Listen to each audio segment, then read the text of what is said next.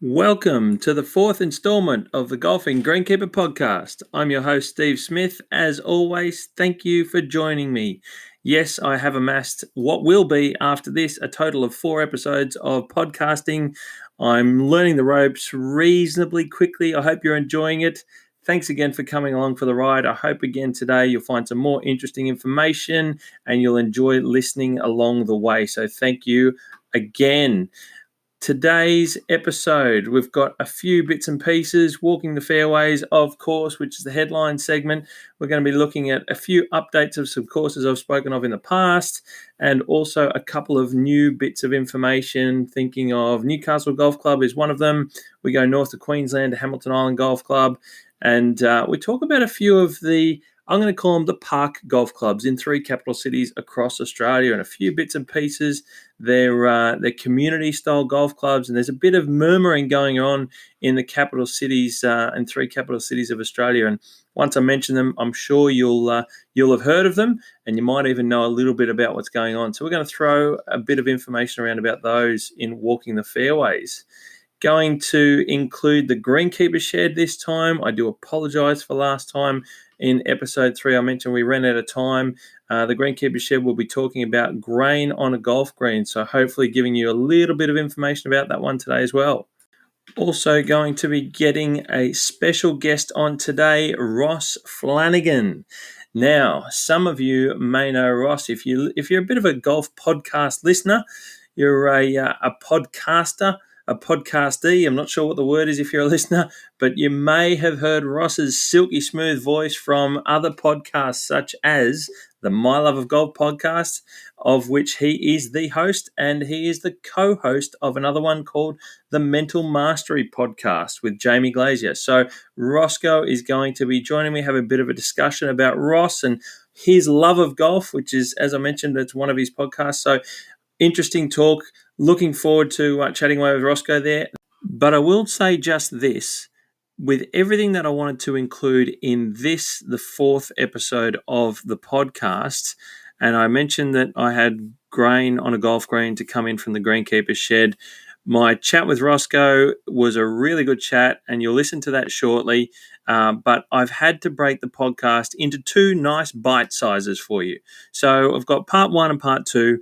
I'll let you know when part 1's finished, and part 2 will basically be the interview with Roscoe. We got to have a really nice chat together, and I hope you'll enjoy it. But I'll release that in a couple of days after this podcast, just to make it a little bit more entertaining for you without being a very, very long podcast for you to listen to. So stay with me. Thanks for coming along and listening again, and enjoy the podcast. Walking the Fairways, June 19, 2020. Now, as I've been walking the fairways over the last couple of weeks, seeing what's happening across the country of Australia and the golf courses that we inhabit, a quick update on a couple of ones that I've mentioned in past episodes. Linwood Golf Club, I believe I mentioned episode 3 actually. Now, Linwood had at the time a couple of weeks ago, just about had all of their greens open after being in recovery mode and repair mode in post of the big flood that happened in Sydney earlier this year.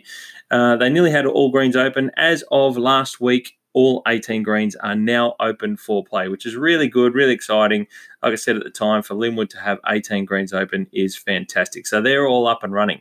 Now, a neighbouring golf facility to Linwood, also on the Hawkesbury River, on the banks of the Hawkesbury River there in Western Sydney, is Riverside Oaks. Now, I am a massive fan of Riverside, have been since I was a kid, a junior, back in the junior tournament events, the Jack Newton junior golf events and things that were had out at Riverside Oaks. I remember playing. Always been a fan of Riverside, and I'm now actually a member, which is even better. So I do love it. They've got 2 courses, the Bungool course and the Ganguru course. Now, the Bungool course is the newer course, which was done by Harrison Golf. Now, in terms of design, it runs literally on the banks of the Hawkesbury, and it was the golf course of the 2 at Riverside that was more or less covered by floodwater as well during the flood in February. Now, my understanding is they've got the full course open again. Now, it had a few holes that were still unplayable from the flood. It had to recover. They've all now been recovered, is my understanding, and the golf course is now back to 18 holes only just recently as well. So Riverside Kangaroo course, the original golf course of the two at Riverside Oaks, didn't really have it escaped the flood damage. It's a little bit further away from the river itself, a little bit higher up, so it escaped pretty much most of the damage and was all 18 open. Bungle, however, was hit, and but only just recently. Is a quick update for you that now Riverside Oaks has both golf courses open for play, which is really good because they do get a lot of social players out there, and their members certainly love the option of choosing between the two courses. So good to know that both Linwood and Riverside on the banks of the Hawkesbury are now fully open for play. Everyone can go out there and enjoy them, which is fantastic. Now, if you've been following my Instagram account, which is the Golfing Greenkeeper, in case you're wondering and you haven't been there, Golfing Greenkeeper, I recently had a trip up to the Hunter Valley in New South Wales, and I did play a round at Newcastle Golf Club. Now, I'd never played Newcastle before. It's a very well-regarded golf course in the Australian list of the top 100, bounces in and around the top 20, pushing number 20 in years gone by as well, most recently. So I'm not sure exactly where it sits after the latest run of the top 100, but it's always in and around that top 20 mark, pushing the number 20. So I went up there, had a game around the epic and well-regarded 18 holes, and I've got to tell you, it was fantastic. Go and have a look at some of my posts. You'll see some of the images and videos there of just how much fun Newcastle is. Now, Superintendent Daniel Wilkinson, I had a bit of a yarn to him, and he was telling me that, because I'd never seen the place before, which was, like I said, it was really enjoyable to go and see it for the first time. But the idea of this Walking the Fairways is to give you updates of what's happening on golf clubs and golf courses. Now, for them, one of the things they're currently doing is with the COVID-19, they had obviously, and in New South Wales, you could still play golf for exercise. What they found at Newcastle was that their practice facilities were being absolutely hammered. They had obviously a good rotation and policy and good spacings with their members using the facilities, but the facilities were being used a lot, a hell of a lot. And so part of what they'd been sort of wanting to do with the practice fairway was increase the teeing area, and basically COVID-19 just showed them just how much space they really need to look at increasing it by. So Daniel was telling me that they're looking to increase it. They're working on increasing that teeing area to get the most and maximize a little bit more out of their practice fairway. It's a really good facility up there for their members. But like I said, COVID-19 really sort of showed just probably got people back into it a little bit. If you're for a golf club that has sort of very well patronised club by its members, they were really out there wanting to use the facility so much more. So it was really good. They've got such an active membership, and part of that is, like I said, the club is increasing the size of their practice facility. So even though the golf course might not be doing anything in terms of adjusting the golf course itself, it's good to know that the practice facilities are looking to upgrade, which I think it doesn't matter what part of the course is being upgraded. I think that provided courses are doing things, I think it's wonderful. So there you go. That's what Newcastle are up to. But one of the things that they have been up to in the background at Newcastle, which some people may or may not know, is they've got Harrison Golf. They're working with Newcastle Golf Club, Harrison Golf. Now that is basically, it's a design firm of Bob Harrison, who you may or may not know of. He used to be part of Greg Norman Golf Course Design, working in under that umbrella back in the day, and since gone out on his own. He's now also got Scott Champion working with him as an architect as well. And basically, so Bob Harrison's out. He's been working with Newcastle Golf Club, or both he and Scott have been working with Newcastle Golf Club, and they're looking at some changes to their 18 holes themselves. Now, Eric Appley was part of the original design for the 18 holes at Newcastle Golf Club. Like I said, well-regarded golf course, well-regarded design, some wonderful golf holes on that facility. But there's some holes that are along the main road, which just flanks the closing holes. They look like there might be some modifications to that area of the golf course. And at this stage, it's early days, but they're looking at the introduction of some new golf holes on some land that the club owns, but currently does not utilise for golf. So that's what they've been looking at. It has been going on for a little bit of time. And as mentioned in the past, these golf course changes, improvements, developments, all this sort of stuff with councils that are involved and so on in the local area, it does take time for these things to move forward. So, like I said, Harrison Golf have been working with Newcastle for, I think my understanding is for maybe a few years now about these rearrangements and changes to the course. Not sure exactly of the detail as to how far along it's gone yet, but I'm hoping to work my way back up to Newcastle very soon and really chew the ears off Daniel, the superintendent there, and he's going to sort of give me a bit more of an insight as to where this land is that the course is looking to potentially utilise. I've seen some concept stuff. Not sure how that's moving forward with council, like I said, but that's what they're looking into to see if that's something that they're able to do. So keep an ear to the ground on that with Newcastle. It's a slow burn like they always are, but apparently the talk is that if it does look like it's going to go ahead, the land that they're looking at is very, very good by all accounts. So another couple of things that's happening around the Hunter Valley there at Newcastle Golf Club. I move up to Queensland, moving right along the coast up towards the northern end of Queensland and the Great Barrier Reef to a place called Hamilton Island. Now, I am a big fan of Hamilton Island itself as a holiday destination. I think it's wonderful. Hamilton Island Golf Club is possibly a one-of-a-kind facility. Now, I haven't travelled the world. I haven't been to all these, beautiful island, resorts and incredible spaces and holiday destinations and just some of the mind-blowing places that we've all seen online and heard friends and others go there. But Hamilton Island is probably one in Australia that Australians think of, and certainly we do here. And I've been lucky enough to go and play Hamilton Island a number of times. And it's been about 1.5 years since I was last in Hamilton Island. Thanks to the wife. She does like a holiday up there. I won't say she's the only one because I certainly love it too. And it's not just for golf. It's just a beautiful part of our country. And Hamilton Island Golf Club is located next door. It's actually on Dent Island. It's on an island itself, but it's part of the Hamilton Island group. And look, when I went there a year and a half ago, I was fortunate enough to get a tour around with Superintendent Brad Hull during that visit. Now, I sort of spoke with... Brad showed me around, and I got to get some of the insights and the inside information and just how Hamilton Island Golf Club works and operates, and it's really intriguing. And even though it's an island destination and a holiday area, it's really more or less quite remote, which makes it really difficult to maintain. So Brad's done a wonderful thing there trying to maintain that golf course to the extreme level that it is, because it's a beautifully presented facility. But when I actually spoke to Brad just the other day to sort of get a bit of an update and see how things are going up there since the island's been closed due to COVID, and how they've been sort of moving along, maintaining the course sort of with a reduced staffing levels and that sort of thing. So they've been doing their best, not having much golf on at all, really, because in Queensland the rules are different, or had been different during the close down for COVID. But one thing that happened when I was there last is they just finished redoing their bunkers. And when I say redoing, they had the bunkers rebuilt all around the golf course.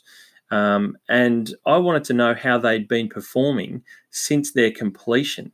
Now, Brad said that their bunkers were performing very, very well after rebuilding them all, and he was really impressed with their drainage, which was the main reason for rebuilding them.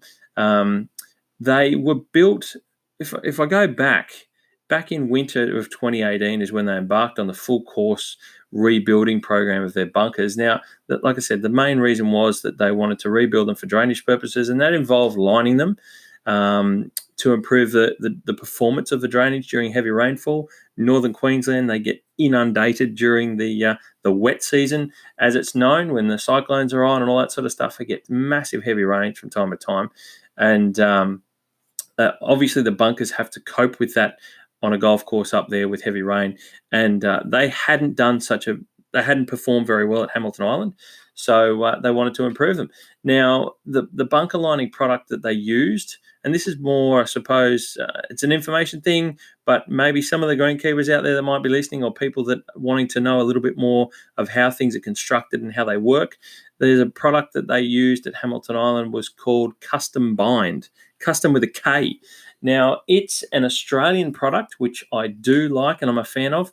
It's a polymer treated gravel, basically. So it lines the bunkers, separating the bunker base, which you construct, from the sand which you put into them. Now, this is obviously not on a sandy site, of course, not like the sand belt that we often hear about in Melbourne, certainly not like a place like Newcastle, which is on the dunes there in the Hunter Valley, right on the coast near Stockton Beach. So most other golf courses aren't built on sand. You have to basically construct them and put drainage through them and that sort of thing. So the bunker lining separates the sand base from the sand in the bunker itself that you play out of. Now, Custom Bind uses a specified gravel, a specified aggregate. So they have specifications that they bind with the polymer and the gravel itself in certain size aggregate. And the idea behind their product is they say that it's strong, yet it's flexible, in that it can move with the soil over time and it doesn't crack or become brittle. And they've got their own sort of selling points, as it were, with their product. Now, I haven't seen it myself, but that's what they've gone with at Hamo, and obviously Brad and the people behind Hamilton Island had done their research and they decided that this is the product for them. Now, Hamo, as I affectionately call it, and a lot of people do, Hamo has 48 bunkers on course, which on their site totals over some 4,000 square meters of bunker base that had to be lined. So it's a lot of area when we're talking bunkers. A lot of work had to be done. I'll rattle off some numbers. They needed something like around 770 tons of gravel and about 1,300 to 1,300 tons of bunker sand for the job. All of which, this is the difficulty in having a golf course on an island away from the mainland. All of these products, all these bulk materials had to be transported to the golf course. And during the time of construction, obviously they had to import a lot of products. But since then, this is sort of one of the bigger jobs that they've had to do.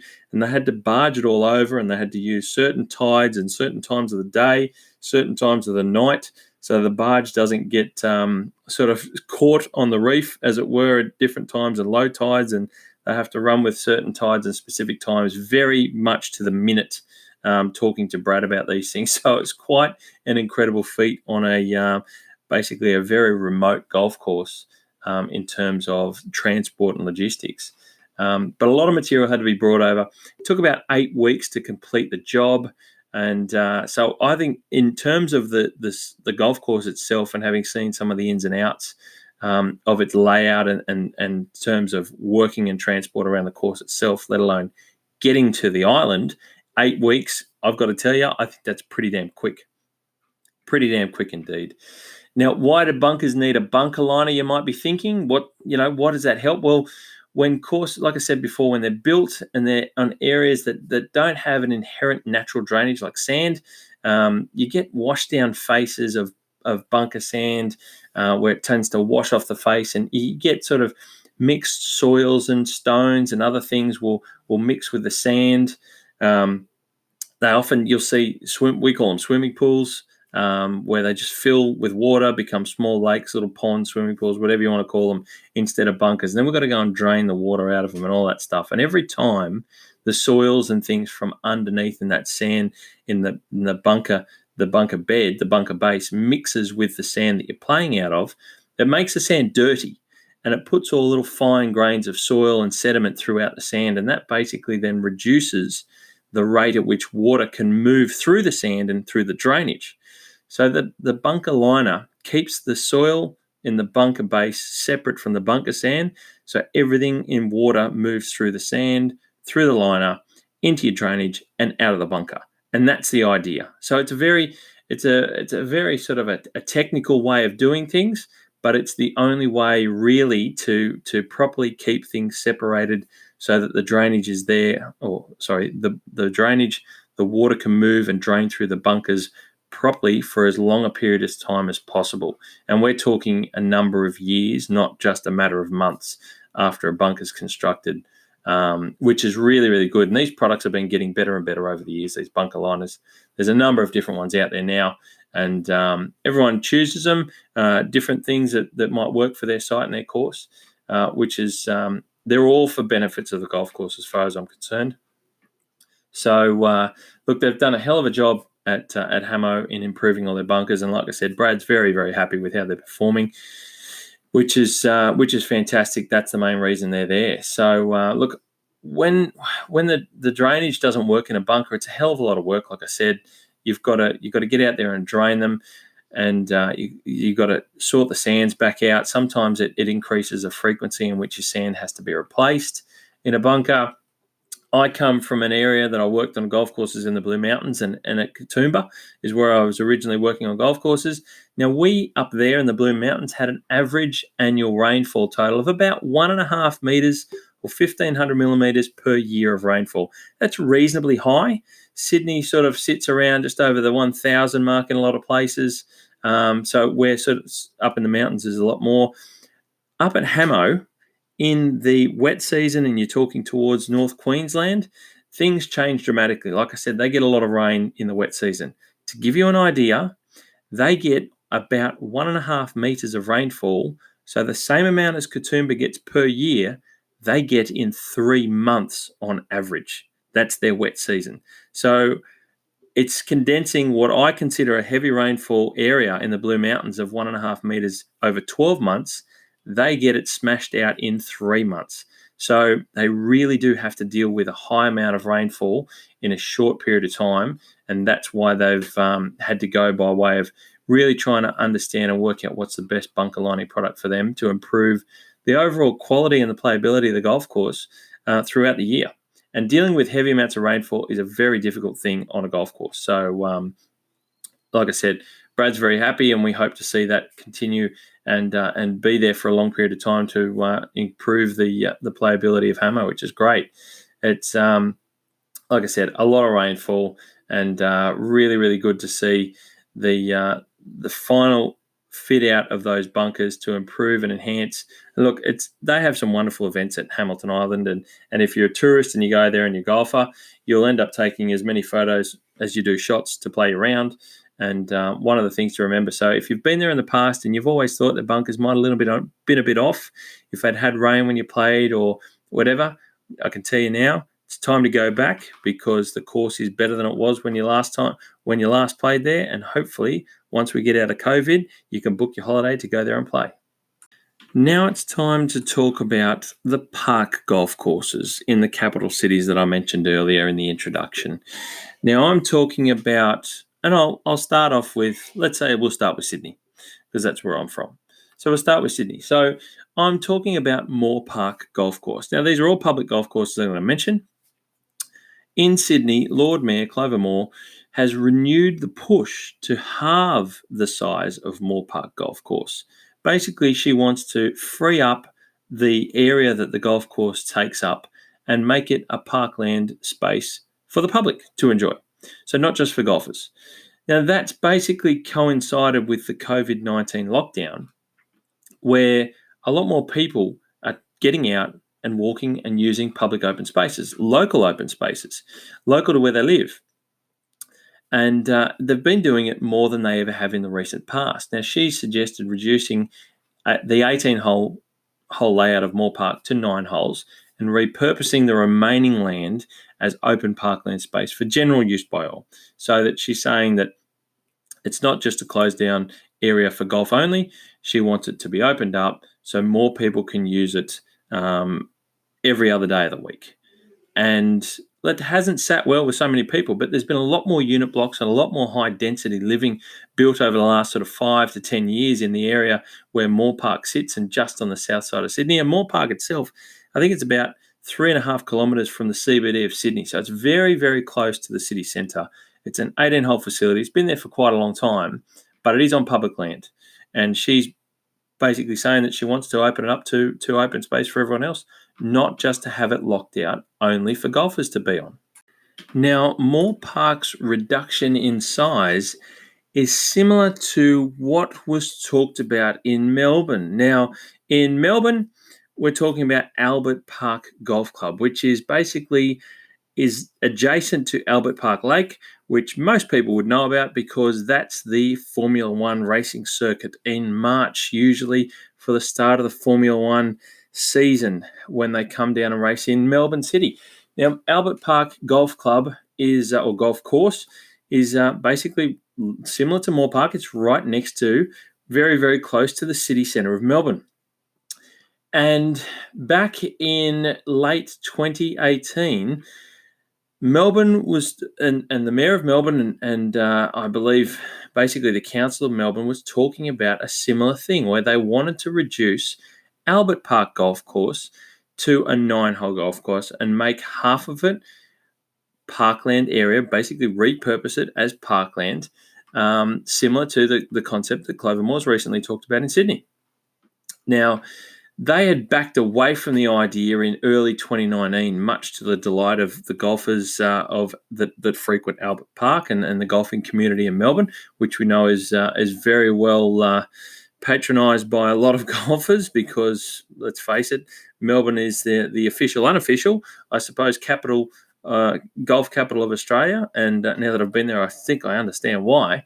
But yeah, look, they went through the idea, similar thing. They wanted to convert the northern end of the 18-hole golf course back to parkland space, change it around so more people could use the parkland area, not just for golf, and reduce it to 9 holes. And thankfully, as it stands, the 18 holes of Albert Park Golf Course still stand, which is a good one. But now I'll bounce even one more time, and I go to Brisbane, Victoria Park Golf Course in Brisbane. Now, that golf course in Brisbane, I don't know. I haven't been there myself, but I've been doing a bit of research about these things.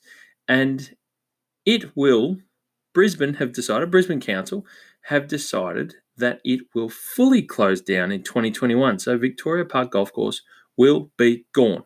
So they're going to shut it down in 2021, and they are going to be repurposing that land for exactly the same concept as the other two cities were talking about for half of a golf course. However, they're going to do it for the whole thing. They're going to convert it to a 45-hectare public park. Now, that's a big space. I believe there's some other adjacent parklands around there, but they're going to redo the whole area with this massive big park. And it's going to sort of entail things like walking tracks. Obviously, there's going to be bike tracks. There's going to be wetlands with boardwalks over them. There'll be a cultural hub built in the area. It's going to have a 1.4 hectare, basically a water activity lake. We'll be able to do things like kayaking and that sort of stuff out on the water itself. So I'm going to assume that that lake already exists. Like I said, I don't know the course, but I'm going to assume that it's going to be part of, if not enhanced, maybe one of their water bodies that they already have on course at the moment. A skate park, tennis courts. But the golf components, they're going to try and keep something there and have a putt-putt course, and there already is a driving range which they're going to keep there as well. That is just some of the things they're talking about incorporating with this new park in place of the old, what is now, and it currently stands, 18 holes of Victoria Park Golf Course. So it's not long before that gets repurposed. So there you have it. Sydney with Moore Park, Melbourne with Albert Park, and Brisbane with Victoria Park, all public golf courses, very, very close to the city centres themselves, but they're under pressure to be changed and modified away from golf. In one instance, I should say Victoria Park will be very soon, but it looks like Sydney and Melbourne will have continuous pressure to basically prove that they should remain 18 holes. So keep an eye out if you're a frequent player of any of those golf courses. Do keep an ear to the ground as time goes on. Every couple of years, I think it gets looked at again very closely by those in the council, some of the councillors. But look, from where I sit, I've played Albert Park. I haven't played Moore Park myself, and I haven't played Victoria Park, but I do know a bit about Moore Park myself. And look, they're all nice golf courses. Well, it will be interesting to see if they stay relevant to remain 18 holes of golf. But there you go, guys. That's a bit of a wrap for this episode, the 4th episode of Walking the Fairways. I hope there's been some interesting information there for you of some courses you may or may not have been to.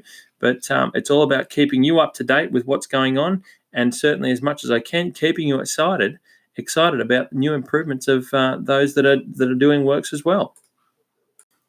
You know what? Here's an impromptu. I'm just going to throw this one in. Steve's Corner. Just got me thinking about those 3 inner city golf courses that I just mentioned, being Moore Park, Albert Park, and Victoria Park in Sydney, Melbourne, and Brisbane, respectively. Along with there's other inner city golf courses on council land. They lease the land and all that sort of stuff. They're constantly under review.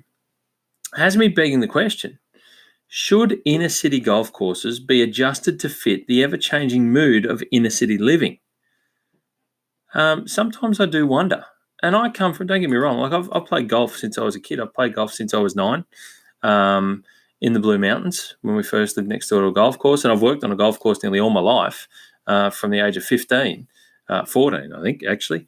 So I can understand the emotional attachment that we get to golf courses. But as pressure builds with high density living, as that envelops and towers over and around those golf courses, how should these green spaces be best managed for our use? Should they stay 18 holes? Granted, if they are to reduce in size or removed as golf courses altogether, they may never again be reinstated as 18-hole courses, regardless if the popularity of golf was to suddenly increase, for example. Once you lose that space, it's very hard to get it back in the middle of Sydney, because once upon a time, these golf courses weren't the centre of the city, and we're talking a long time ago.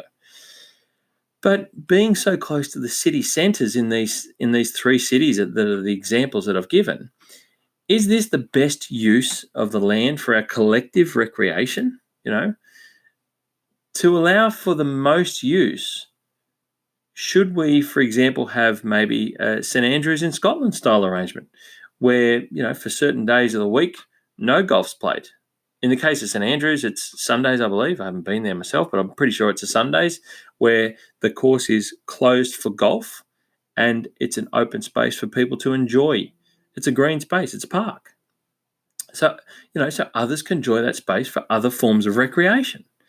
We hope that they will respect it as a golf course, of course, like I imagine they do with the old course in Scotland at St Andrews. Personally, I don't see a problem with any of these ideas or changes, and I don't see there being a problem. It's worked at St Andrews for so long. Why do we sit here and say that these public golf courses, it has to be 7 days a week, 18 holes, no one else can walk on the course? Just as the land changes and evolves with time, so too should golf courses. And what I mean is in that they're created when there is a drive and a want for golf to be played in that area. And if the drive and the want starts to wane over time and diminishes, then why should a golf course not disappear and the land use change again for the very opposite reason? I think that we hold on to golf courses for the wrong reasons. Like I said, there's an emotional attachment. In essence, I think it's because we're selfish and we don't want our favourite golf course to disappear, because that's why we play that one usually. If we're a regular to that course, it's because it's a favourite of ours. Like I said, I've been in the position both personally and professionally, and I can say that from experience that I never wanted the courses that I was attached to downsize or disappear. Of course I didn't. Certainly from an employment point of view, I was going to lose my job if that happened, or I wasn't, I was going to have less of a job. But at the end of the day, I just wonder if the want for golf is not there anymore, then maybe we need to, get our heads around the fact that the once popular golf course that we love may actually need to disappear for the greater good, just as it has once been created for the greater good. So all I'm saying is that think about that emotional attachment when people talk about your golf course going. There's business reasons why it's probably started to wane and fade with popularity, bad business choices or things that have happened.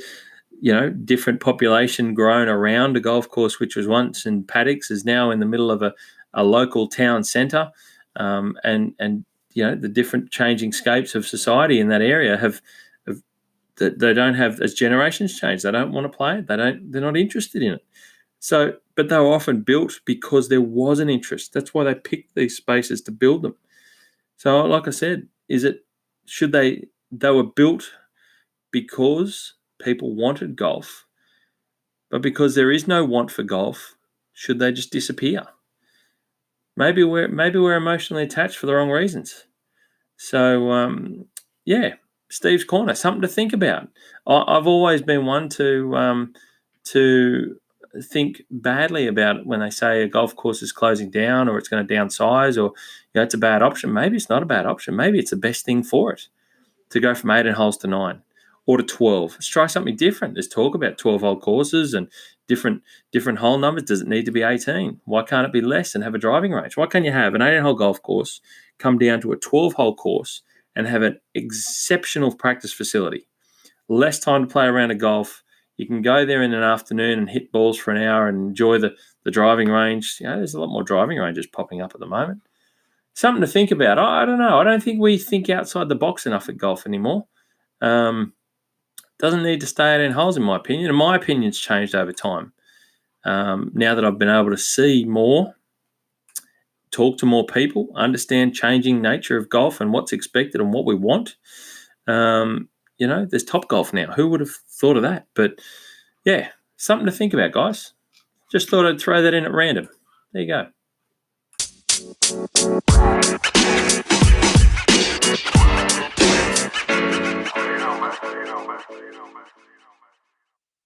Welcome to my little part of the world called the Greenkeepers Shed. Now, in this segment, I talk about the things in greenkeeping that affect your game of golf. Just trying to educate you with a few little bits and pieces about what we do and the things that we go about and how you can sort of understand those things and relate them to your game of golf when you go out there and play, and try and maybe give you some things that can help you improve your game. So today's segment of the Greenkeepers Shed is about grain on a golf green. Now, when we talk about grain on a golf green, we're talking about the direction the leaf blades of the grass are laying. So when you talk about grass, or when you think about grass, we often think that grass grows vertically. Basically, all the leaf blades in your lawn at home, when you walk on the streets and the footpaths, out on the football fields, anywhere that you see grass, we often think that it grows straight up vertically. That is not always the case. Grass and different varieties of grass have a different way of growing. You get cool season grasses, for example. They tend to be tufted type grasses, which tend to be more vertical growing leaf blades, and more of the summer grasses that are stoloniferous or rhizomatous plants, where their stems grow horizontally along the ground. Their leaf blades tend to grow in directions away from those main stems that grow flat. So they're really good creeping grasses. So when we think of warm season grasses, we're thinking of things like kikuyu, buffalo, cooch, even zoysias, but mostly cooch when it comes to golf, and kikuyu. And cool season grasses, often bent grass, ryegrass, fescue grasses. They're the types of things you think about when we talk about cool season. But when it comes to grain, warm season grasses tend to have the most distinctive type of grain that affects golf. And the shorter you mow your grass, the more, what's the word I'm looking for? The more firm the grass blade is as it's growing. Because it's shorter, it has a lot more strength about it, rather than when it's long and it tends to sort of move with the weight of water, and in the wind it doesn't flow and move so easily. So you've got a much tougher leaf blade when it's short. So on a golf green, when you're cutting it at heights under 5 millimeters down to 2.5, you sort of find that cooch, being already a strong leaf blade because it's a warm season grass, is even stronger again. Now, when we talk about cooch, for those that might not know, another name for cooch, you might hear it on television in tournaments, is called Bermuda grass. by the Americans. I don't mean to put on a terrible American accent, but basically Bermuda grass is couch grass, right? Now, couch on a green in Australia, we often find it in the more warm, humid areas of the country. So basically, if you move from New South Wales, the further you get towards the Queensland border heading north, you'll find couch grass green starting to come into play. Obviously, Bonville on the north coast of New South Wales is one that springs to mind as probably the furthest south of a golf course that has couch greens.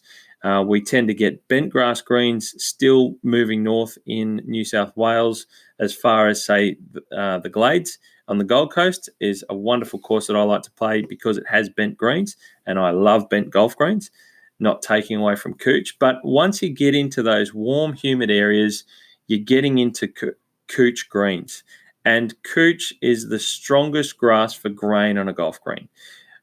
In terms of how that grass is laying and what grain becomes for you when you play golf, you might even see them talk about it on television when they talk about grain. It's a little bit hard to pick to an untrained eye. What you're looking for is the color patches on a green.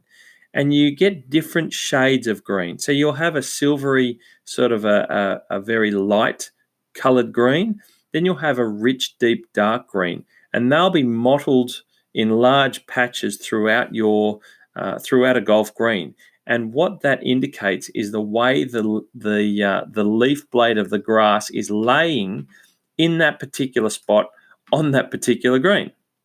Now, if you have a silvery green or a very light coloured green patch on a golf green, what you'll find is that's where let's picture grass, for example. So if you think grass when it grows vertically, just push it away from you. So get your hand, stick your hand straight up vertical, and push your hand away from you so that the back of your hand is sort of 45 degrees for the ceiling and to your face. Now that is down grain, where what happens, it's a light colored green because the sun's reflecting off the back of the leaf blade and straight into your eyes. So it's a really bright color, it's a light color, and that's why it becomes a light silvery green. Now, if you turn your hand around so your palm's facing you, and you move your hand and your palm towards you, that's the grain, which is into the grain. You're basically putting your ball into the tips of the leaf blade. So if it's the other way, it's down grain, you're putting on the back of the leaf blade and it rolls rather quickly. And if you're putting into the grain, you're putting into the points of the grass blade. And the reason it's a dark green that you'll find when you see it standing on a golf green is because the light on the back of the leaf is being reflected away from your eyes. So you get the dark green look. Now, that comes into different things with striping and fairways and all sorts of stuff. But basically, on a golf green, that's what you find is going on. So if you see a light green patch and your ball between your ball and the hole, and it's a light coloured patch of green, that's basically you're going to be putting down grain. And if you get really close to the green, when you're playing in competitions, you're not allowed to feel the surface of the golf green. Obviously, that's an illegal move. But if you get down close, when you kneel down behind your ball, you're lining your putt up, for example, you can actually kind of see the blades sort of laying away from you. And that's how you know it's down grain. Now, down grain putting is rather fast. It's almost like putting on glass, I've got to tell you. So if you've got good quick greens on a golf course and you're putting down grain, you can rest assured it's going to be like lightning. But where I find it difficult, because I haven't grown up playing on couch greens, is the opposite happens when you're putting into the grain. So if you're between your ball and the hole is dark green, and it means that you're putting into the grain, you're putting into the points of the leaf blade, that friction increases dramatically on your golf ball and it slows your putt right down. It's almost like putting uphill. Now, I can't, for neither love nor money, I cannot work out the major difference in speed. I can't bring myself to hitting the ball hard enough putting into the grain, and I can't do it soft enough putting down grain. So when you're on a golf green, look for the colors of the patches of grass, and that'll give you an indication of whether you're putting down grain or whether you're putting into the green. And there's a really big difference in speed. Now, what you'll find is the best place to do this is on your practice green, on the practice putting green of the course that you're at. Before you go out, try and pick the different areas you see on the green to practice, and you'll be able to work out the difference.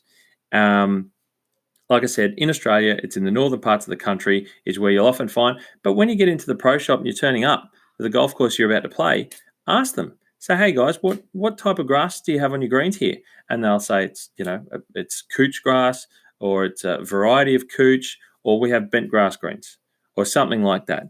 And that's an easy way to work out what you're looking for when you go out and play golf. You come to the southern states, New South Wales, all the way down to Victoria and even into Tassie, obviously, you'll find that there's more bent grass greens. We roll into different types of even winter grass greens and things like that.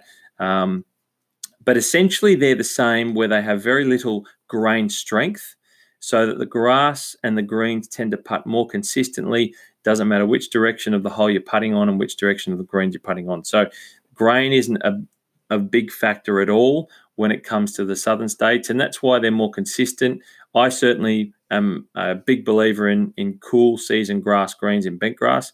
I think they're so much more consistent, so much better to play on it, and I think it's much more enjoyable to go around on greens like that. That said, couch grass adds another element in certainly in competition to the players. So you yourself, if you're playing in competition to the rest of the field, or you're in pennant games or whatever against your opponent, that can be another challenging element.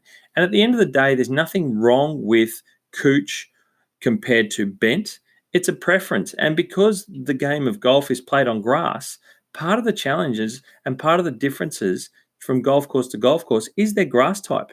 So there's never, I personally find it much more difficult on couch, but that's only because I don't get a chance to practice on them as much personally. But it's another challenge. So when you see professionals play out on, and they bounce around, to say we have the Australian tour where we have 3 major events, and they go from Queensland to Victoria or Sydney or whatever, they have a challenge within the season of bouncing around to those tournaments of playing on bent greens, if they're in Sydney or Melbourne or Perth or wherever, to playing on couch greens up in Queensland.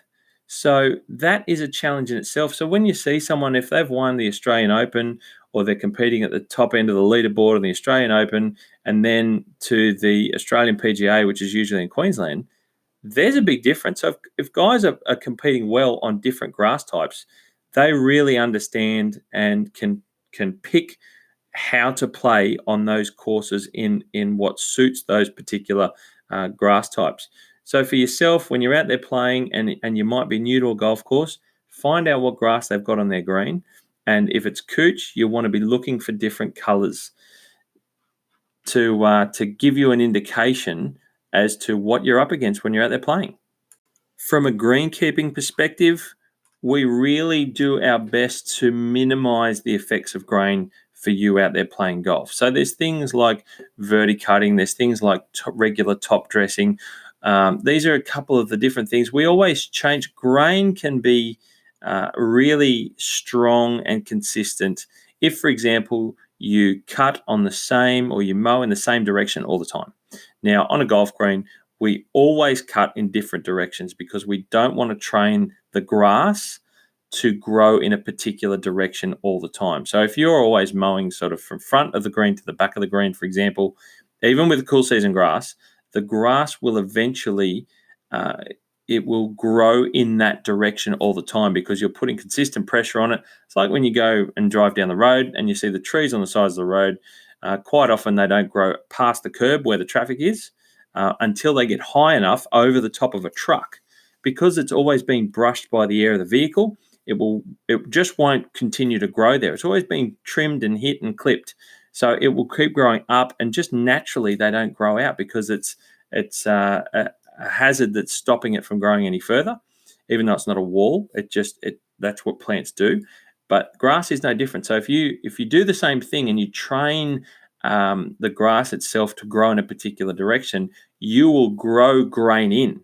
Now, we don't want that to happen as greenkeepers. We do the opposite. So we're always changing the direction of cut on a golf green. We've got the points of the compass, as we call it, and we'll cut sort of north, south, east, west, northwest to southeast and northeast to southwest. Sort of they're the points of the compass that will cut our directions of our greens. And that's why you often see different angles and striping and all that sort of stuff. But the idea is so that we do everything we can to minimize the grain on a green. Now with cooch, like I said, being a very strong grass, it's a little bit harder again. So things like regular verticutting and grooming, you'll have brushes on the mowers that really stand it up so it can be clipped even better by the mowers. Regular top dressing is certainly another one. I remember, I know that I find Bonneville, for example, has a quite a strong grain on the greens, and I do find it difficult.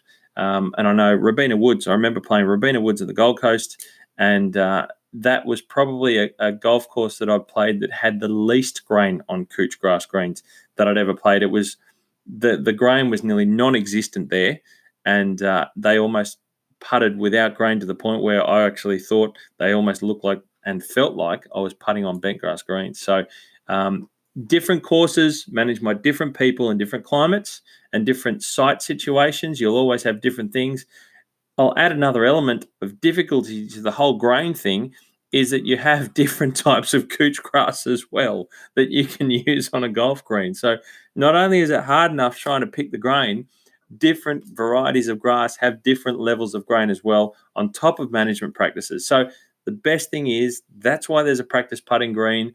Putt the hell out of it for 15 minutes before you go out on the golf course and try and work out and understand what you're putting on.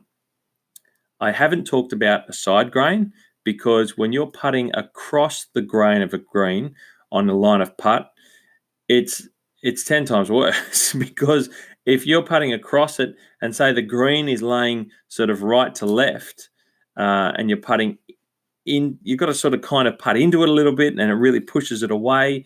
And likewise, if you've got a slope to deal with as well, it can really throw everything haywire. So like I said, when I see people, low handicappers on golf courses with cooch greens or professionals playing tournaments on cooch or Bermuda grass greens, if you're in the States, honestly, these guys, I said it, I think in my first podcast, you're a wizard. If you can putt and play golf well on cooch greens, you are an absolute wizard of a golfer. And I don't know what else to say because I still can't bring my brain to aim far enough out or putt it soft enough or hit it hard enough when required to play. But that's, like I said, for me, it's a lack of practice on those greens. But at the end of the day, all I'm trying to do is educate you a little bit more. And when it comes to grain, that's what we're talking about, the direction of the blade on a golf green. And you've got to try and look for that and adjust your game to suit. And that's a little bit of how grain works on a green and how it will affect your golf when you're out there playing. So try, and if you can, spot it next time you're out there. Happy golfing.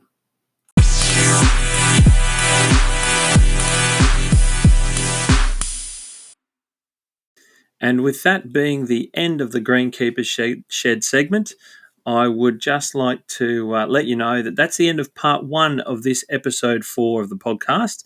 Part 2 will be released in a couple of days. Once I sort all the audio out and everything, I'll let you know when that's out. I'll put a release on the Instagram account just so you know when it's up and ready for listening. And my interview with Ross was really good fun. We had a great time. We could chat for hours, as you'll no doubt hear, just with our passion of golf, Ross's passion. I love talking to him about all the different corners and aspects of the game, the sport, travel, courses, everything to do with it, equipment, all sorts of stuff. And but yeah, like I said, I appreciate your patience, and I hope you really look forward to listening to my chat with Roscoe coming up very soon. Keep an eye out, guys. Part 1's over. Part 2's coming.